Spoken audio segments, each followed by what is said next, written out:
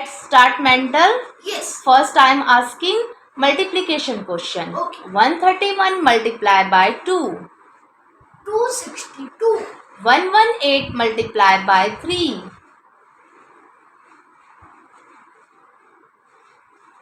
354. 320 multiplied by 5. 1600. Then I am asking division questions. Okay. 441 divided by 7. 63. Yes. 792 divided by 9.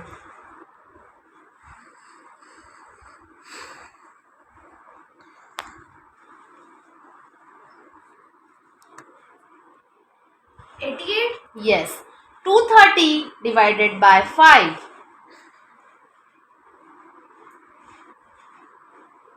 46. Yes. 144 divided by 2. 72. Yes. 162 divided by 3.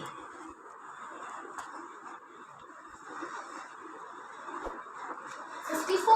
Yes. Good.